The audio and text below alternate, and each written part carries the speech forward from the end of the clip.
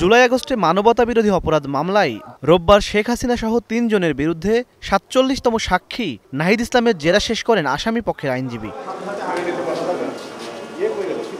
পরে সাংবাদিকদের নাহিদ ইসলাম বলেন, এবার দল হিসেবে আওয়ামী লীগের বিচারের সুযোগ এসেছে ট্রাইব্যুনালের সামনে। শেখ হাসিনা ক্ষমতা ধরে রাখতেই জুলাই আগস্টে গণহত্যার নির্দেশ দেন।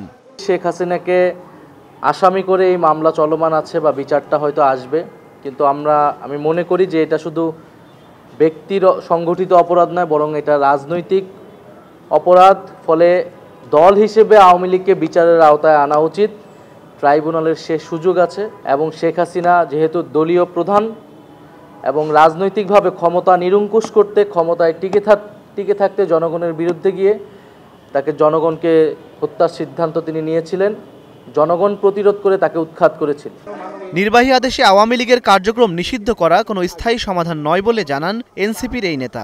শুধু শেখ হাসিনা নয়, দল হিসেবে আওয়ামী লীগকে বিচারের আওতায় আনার দাবিও জানান তিনি। বিচারের মধ্য দিয়েই আওয়ামী লীগের ফয়সালা করতে হবে। আওয়ামী লীগের এখন যে রাজনৈতিক কার্যক্রম অস্থায়ীভাবে নিষিদ্ধ করা হয়েছে, এটা কোনো স্থায়ী সমাধান না। এটা দিয়ে আওয়ামী লীগকে ট্যাকেল করা যাবে না। আওয়ামী লীগকে বিচারের আওতায় আনতে হবে দলগত হিসেবে।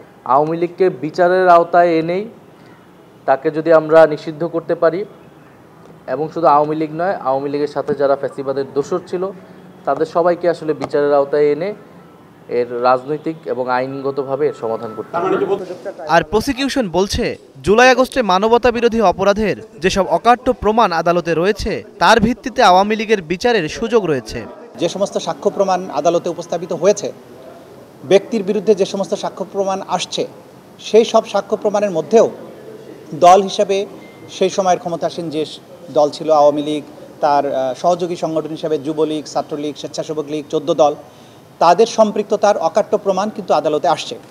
সুতরাং এই সিদ্ধান্ত নেবার সুযোগ আছে। আমরা এখনও সিদ্ধান্ত নেই।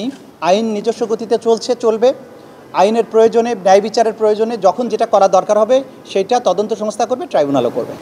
নাহিদ ইসলামের জেরা শেষে এই মামলার ৪৮তম সাক্ষী হিসেবে সাক্ষ্য দেন আপ বাংলাদেশের আহ্বায়ক ও ঢাকা বিশ্ববিদ্যালয় ছাত্র শিবিরের সাবেক সভাপতি আলী আহসান জুনায়েদ।